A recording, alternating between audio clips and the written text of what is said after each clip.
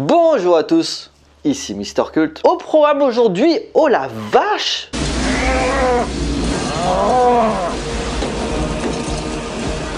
Une vache! Il faut que je vous quitte, Julia, on a des vaches!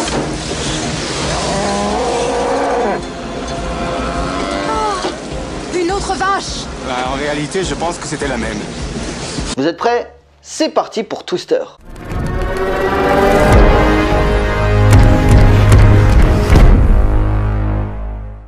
Alors, Twister est un film catastrophe américain sorti en 1996 et réalisé par Jan de Bont. Né en 1943 à Eindhoven aux Pays-Bas, Jan de Bont provient d'une famille catholique de 17 enfants.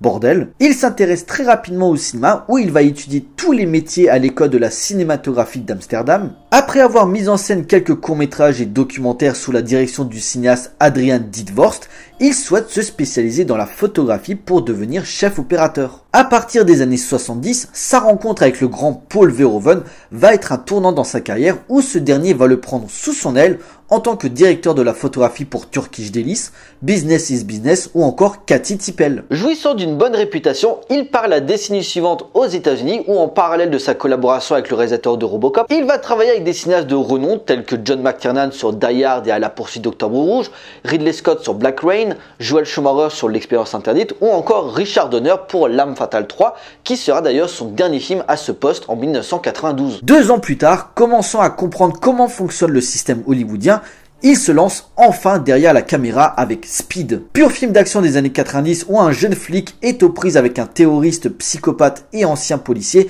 qui a posé une bombe dans un bus, risquant d'exploser si le véhicule roule en dessous des 80 km/h. Prévu à la base pour Quentin Tarantino, Jan de Bont récupère le projet avec succès en y faisant un film d'action en huis clos, 350 millions de dollars à travers le monde et lance les carrières de Keanu Reeves et Sandra Bullock. Après cette première bonne expérience, il continue ensuite avec Godzilla, version américaine du célèbre kaiju, que vous ne connaissez pas puisqu'il n'existe pas. En effet, la pré-production devait commencer en 1994 pour une sortie en été 1996, mais les différents artistiques et les problèmes de budget auront eu raison de lui. Finalement, le projet sera repris en 1998 avec Roland Emmerich, avec le résultat que l'on connaît. Du coup, il réalise le film du jour, méga carton qui sera le plus gros succès de sa carrière, puis enchaîne en 1997 avec la suite de son premier film, Speed 2, Cap sur le danger. Keanu Reeves ayant refusé de reprendre son rôle pour tourner avec Al Pacino sur L'Associé du Diable, c'est Sandra Bullock qui tient la tête d'affiche, sauf que malgré quelques scènes d'action efficaces et le cabotinage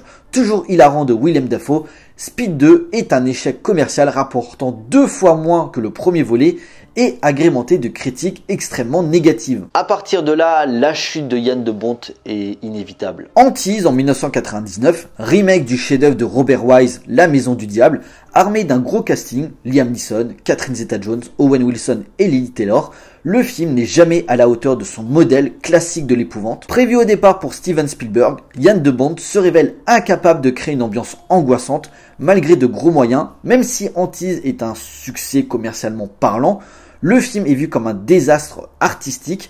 Mieux vaut revoir l'original ou The Haunting of Hill House réalisé par Mike Flanagan est disponible sur Netflix. Enfin, en 2003, il réalise Tomb Raider, le berceau de la vie, suite du déjà pas très bien Tomb Raider sorti en 2001 par Simon West. Si le film est un peu mieux reçu que son prédécesseur, son échec en salle et la volonté d'Angelina Jolie de ne pas reprendre le rôle pour un éventuel 3e volet pour conclure la trilogie auraient eu raison de cette saga. On devra attendre 2019 pour revoir Lara Croft au cinéma grâce à un reboot avec Alicia Vikander, tout aussi pourri, ce qui dégoûtera Jan de Bont du milieu hollywoodien. En effet, ce sera son dernier film à ce jour, préférant se retirer de l'industrie cinématographique pour se consacrer à la photographie. Il reviendra vite fait faire un petit coucou au 7e art en 2012 en tant que directeur de la photographie, poste qu'il n'a plus tenu depuis 1992 pour le film documentaire Nania Avina za Zagreb, excusez mon accent, du réalisateur Louis van Gasteren, relatant les événements de sa vie durant les années 60 et réfléchi de son point de vue 40 ans plus tard. Bref, une petite parenthèse dans sa filmographie. Si sa carrière s'est stoppée net après divers échecs successifs, Jan de Bont s'est malgré tout imposé comme un technicien réputé,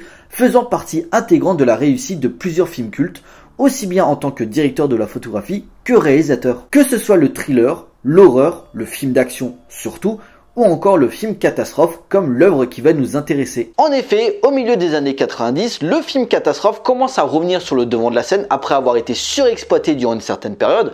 Les énormes progrès des effets spéciaux numériques permettant de créer des scènes impressionnantes à travers diverses catastrophes naturelles telles que astéroïdes, volcans, tremblements de terre, voire les tornades. Pour ces dernières, jamais vraiment mises en avant au cinéma, c'est Amblin Entertainment, la boîte de prod de monsieur Steven Spielberg, qui s'y met sur une équipe de météorologues cherchant à étudier les tornades pour mieux alerter la population du danger potentiel. À la base, le réalisateur de Jurassic Park devait le mettre en scène avant que d'autres se proposent, James Cameron, Tim Burton, Robert Zemeckis, entre autres. C'est finalement Jan de Bont qui est choisi suite à l'annulation de son Godzilla. Ainsi sort en 1996 Twister. L'histoire Bill Harding, ancien chasseur de tornades devenu météorologue à la télévision, se rend en Oklahoma avec sa fiancée Melissa dans le but que sa femme Jo Harding signe les papiers de divorce. Sauf que Joe et son équipe ont créé Dorothée, un appareil contenant des centaines de capteurs météorologiques permettant d'en savoir plus sur les tornades. Impressionné par leur travail, Bill décide de retravailler avec eux, sachant que la météo prévoit la plus violente tornade qui ait frappé l'État en 30 ans. Une tornade de catégorie 5, ce qui va fortement marquer Joe, qui a notamment perdu son père, emporté par une tornade de cet acabit lorsqu'elle était enfant. Pur blockbuster estival, Twister reste un modèle du genre, véritable fondateur des plus grands films catastrophes des années 90, dont s'inspireront Volcano, Deep Impact, et bien sûr, par la suite, certaines œuvres de Roland Emmerich, portant la fascination de l'espèce humaine face aux événements climatiques majeurs. Un tempo parfait entre montée d'adrénaline, scènes d'action qui vieillissent très bien,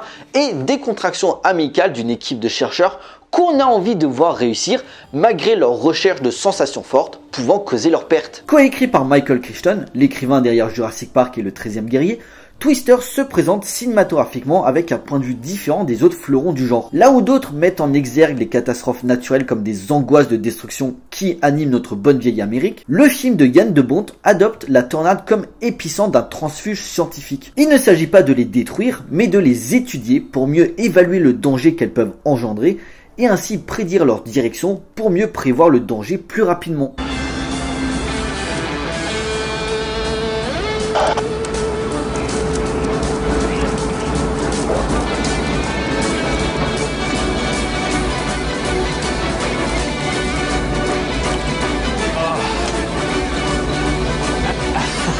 Une fascination malaisante incarnée par le personnage de Jo Harding, joué par Helen Hunt, via la scène d'introduction se présentant comme traumatisme de jeunesse où une tornade avait emporté son père. Joe va vouloir en quelque sorte se venger en décidant de s'en approcher le plus possible au mépris du bon sens pour mieux en percer les secrets grâce à Dorothée. L'appareil dont elle et son ex Bill, joué par le regretté Bill Paxton, ont mis au point, composé de centaines de capteurs permettant d'avoir un maximum de données et ainsi savoir comment elle se crée et surtout à quelle catégorie la tornade appartient via l'échelle de Fujita. L'échelle de Fujita est une échelle créée en 1971 par le scientifique américano-japonais Ted Fujita, servant à classer les tornades par ordre de gravité et les dégâts qu'elles peuvent causer. Ça peut aller de F0, dommages très légers, à F5 avec des dégâts incroyablement exponentiels, parfois surnommé au doigt de Dieu. Normalement, on pourrait aussi classer de F6 à F12, mais c'est théoriquement impossible d'avoir des tornades de ce niveau-là.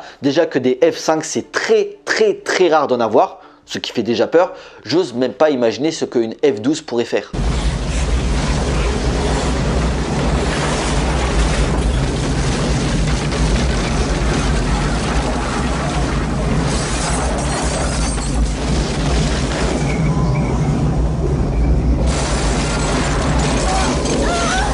Au niveau de la mise en scène, son expérience en tant que chef opérateur contribue beaucoup à l'ambiance de Twister. Un point de mixage entre les standards hollywoodiens et la période de la nouvelle vague hollandaise des années 70, durant ses collaborations avec Paul Verhoeven, Adrian Didvorst ou encore Vin Verstappen. Entre tournage en extérieur, caméra à l'épaule, acteurs et scènes d'action au service du réalisme des tornades, un moteur de Boeing 707 a été utilisé pour la soufflerie, sans oublier la seconde équipe qui a capté de véritables tornades, ce qui donne des images vraiment impressionnantes. Un souci d'authenticité au service d'une météo, vecteur des enjeux et du suspense.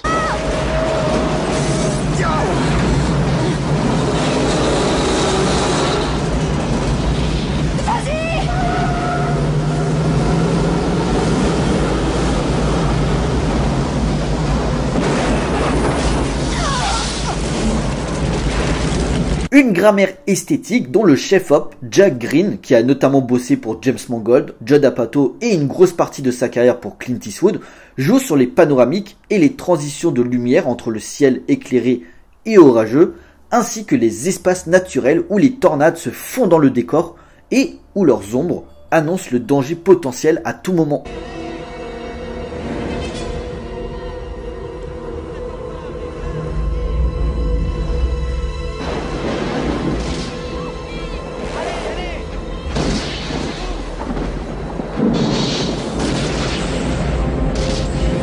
Tiens d'ailleurs, petit bonus que vous ne savez peut-être pas, Val, tu m'entends? Alors, Dead Snow, Very Bad Santa, Who's Bound? Val? Oh, salut Nico, comment que ça va? Oh. Oui, ça va, merci. Dis-moi, tu aimes les DVD? Ah bah ça, tu me connais, hein, le DVD. DVD Forever, DVD Power, DVD pour toujours. Eh bien, tu savais que Twister a été le premier film hollywoodien à avoir été commercialisé sur ce support en 1997. Ah non, ça je savais pas. Là, tu m'en apprends une bonne. Ouh.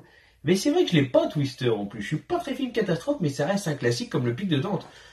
Faudrait que je me le procure. Là, je vais mettre ça sur une liste. DVD. Pas bouger le DVD. DVD liste Twister. Twister. Bon, l'année prochaine Nico. Du coup, bah, faut que j'aille voir Twister. Ouais. Twister. Twister. Oh, Twister. Bah de rien mon ami, c'est cadeau, il est tout le temps en train de faire du rangement. Je me demande combien de films il a chez lui. Twister, c'est un peu la bonne recette du blockbuster. Une romance compliquée, un prologue tragique, un thème énervé signé Mark Mancina, des paysages aussi beaux que dangereux, un antagoniste reconnaissable mais imprévisible et dévastateur, le tout au service d'une équipe complètement dingue. Une sorte de Scooby Gang où chaque membre apporte un peu de folie par sa personnalité et cette quête de sensations fortes, en particulier les personnages joués par Alan Rusk, Sean Wallon et le regretté Philip Seymour Hoffman. Et devant cette explosive réussite, le public s'y trompera pas, avec quand même 90 millions de budget, le film en rapportera 500 millions à travers le monde. Une sacrée performance, sachant qu'au même moment sortaient des grosses productions telles que The Rock, L'Effaceur, Mission Impossible et surtout Independence Day, le plus gros carton de l'année 1996. Chapeau. D'ailleurs, je pense que ça doit être grâce à ça que Roland Emmerich a été choisi par le studio pour réaliser Godzilla plutôt que Yann de Bont. Mais bon, ce n'est que spéculation, je ne confirme rien.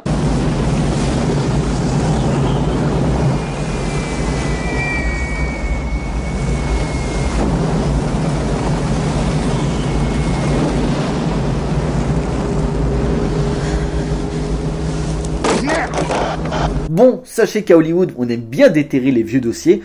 En juin 2020, un remake de Twister est annoncé avec Joseph Kosinski derrière la caméra, sans que ça aboutisse vraiment. Un an plus tard, Helen Hunt se dit intéressée pour reprendre son rôle. 6 suites il y a, quitte à le réaliser elle-même. Finalement, le studio rejette son idée et part dans une sorte de suite spirituelle, sans le casting original, mais avec une certaine continuité en se focalisant sur la fille de Bill et Joe Harding, devenue également chasseuse de tornades, comme ses parents. Appelé Twisters, avec un S à la fin, le tournage devrait commencer prochainement pour une sortie en été 2024 sous la direction de Lee Isaac Chung, connu pour l'oscarisé Minari en 2020 et sur un épisode de la série dérivée Star Wars, The Mandalorian. Elle va nous montrer sa sale gueule au-dessus de cette colline.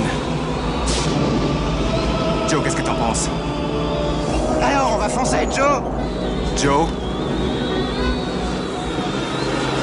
C'est le moment de se déployer, les gars. On y va. Messieurs, dames, il est l'heure de conclure. Spectaculaire et réaliste, aux antipodes des représentants actuels du genre tâté de dégueulis numérique, Twister démonte par un cinéaste extrêmement exigeant dans sa mise en scène un crescendo aiguisé par des tornades hallucinantes. S'il n'a pas un body count très important, le film est agrémenté de scènes percutantes. Le moment où le drive-in qui diffuse Shining se fait détruire, ainsi que le climax où on voit intégralement l'intérieur du vortex sont des plans qui marquent la rétine. Des effets spéciaux encore aujourd'hui impressionnants malgré le poids des années, son casting attachant ainsi qu'un suspense parfaitement géré dynamite un rythme où les toits, les voitures et les forêts s'envolent aux quatre coins de l'écran. Twister est un film culte à découvrir d'urgence.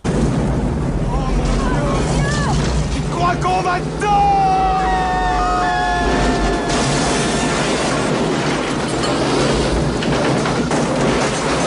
Voilà, Voilà, cet épisode est à présent terminé. J'espère qu'il vous a plu. Donc Twister, un film à voir ou à revoir si ce n'est pas encore fait. Un classique du film catastrophe, toujours aussi intense et efficace dans ses scènes de destruction massive à consommer sans modération. Pour nous, on se retrouve pour une prochaine vidéo. D'ici là, portez-vous bien. Allez voir des films. Ciao.